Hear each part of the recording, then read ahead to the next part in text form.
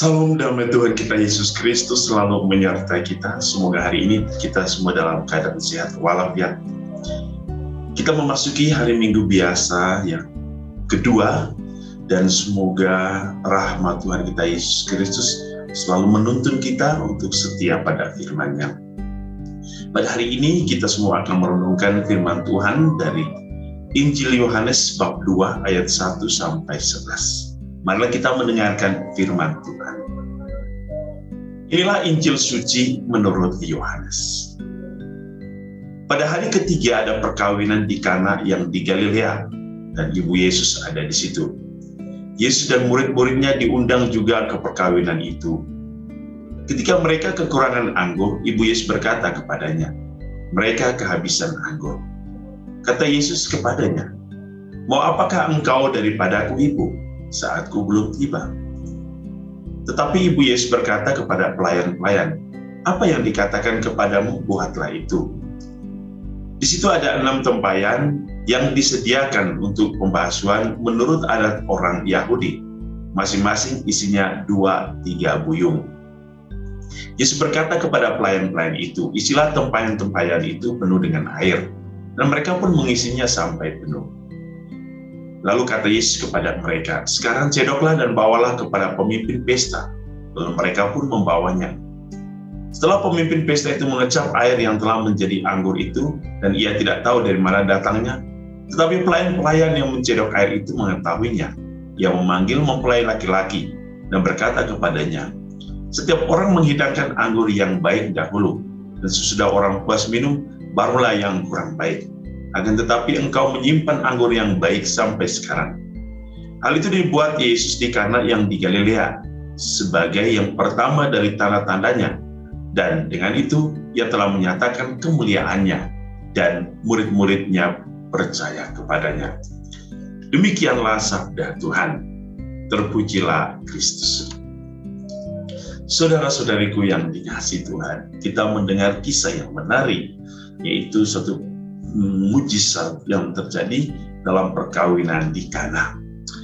Kalau kita melihat kehadiran Yesus dan Maria pada perkawinan di Kana, kita bisa mengatakan bahwa yang menikah atau yang melakukan perkawinan itu adalah keluarga Yesus sendiri, keluarga Maria. Karena mengapa Maria dan Yesus begitu sibuk dalam melihat situasi yang terjadi. Tetapi ada hal yang penting yang kita bisa lihat di sini, bahwa bagaimana kehadiran Yesus dan Maria sangat penting dalam perkawinan ini. Bahwa ketika perkawinan sedang berlangsung, mereka kekurangan anggur, dan pelayan-pelayan datang. Pelayan-pelayan datang mengatakan bahwa kita kehabisan anggur. Lalu Maria sebagai seorang ibu mengambil peranan penting. Bagaimana ia meminta Yesus untuk melakukan sesuatu yang luar biasa. Maria tahu bahwa Yesus adalah putra Allah. Dalam peristiwa ini, saudara-saudari, sesungguhnya Maria adalah gambaran ibu gereja. Pelayan-pelayan adalah kita. Dalam perjalanan ziarah hidup, kita tidak pernah terlepas dari suatu permasalahan, persoalan hidup. Dan kita sebagai murid-murid Tuhan tentu mempunyai suatu cara bagaimana kita bisa melewati tantangan-tantangan hidup. Yang pertama kita lihat hari ini, pelayan datang kepada Maria. Kita sebagai murid Tuhan juga, kita ingin datang kepada Maria sebagai bunda kita, ibu gereja. Kita datang mempercayakan ibu gereja untuk membantu kita di dalam mencari solusi terhadap permasalahan-permasalahan yang kita hadapi. Dan tentu Maria sebagai bunda gereja, ia memohon kepada Yesus sebagai kepala gereja. Bagaimana Yesus, Sang Juru Selamat kita, mengambil peranan penting untuk menolong kita di dalam rumah tangga kita, di dalam kehidupan gereja kita, di dalam perjalanan siara hidup kita. Ia ingin selalu memberikan yang terbaik bagi kita. Ketika kita melewati persoalan, Yesus hadir untuk membantu kita. Untuk membantu kita mengatasi setiap persoalan hidup kita. Itulah bagaimana situasi hidup kita, maupun di dalam masyarakat, di dalam gereja, atau dimanapun, kita akan mengalami permasalahan-permasalahan seperti itu. Bahwa kita membutuhkan seorang figur ibu, kita membutuhkan Allah yang membantu kita untuk mengatasi persoalan-persoalan hidup kita. Yang berikut, bahwa tidak ada yang mustahil. Peristiwa mujizat dalam perkawinan di Kana menunjukkan kepada kita, setiap orang yang datang kepada Allah, Allah akan senantiasa menerima. Allah mengerti persoalan hidup kita.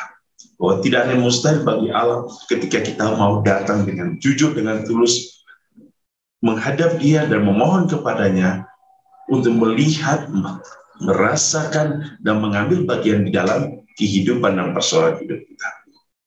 Saudara-saudari yang dikasihi Tuhan, marilah dalam hidup kita sehari-hari, jangan pernah takut, jangan pernah bimbang dan khawatir. Tidak ada persoalan yang tidak bisa diatasi oleh Allah. Allah kita, Allah yang Maha Kasih, Allah yang Maha Cinta. Ia selalu hadir dalam hidup kita.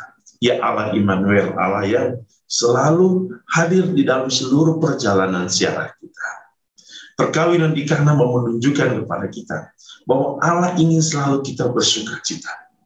Allah ingin selalu kita mengalami suatu perayaan hidup, perayaan cinta, perayaan yang memberikan kita kegembiraan ilahi.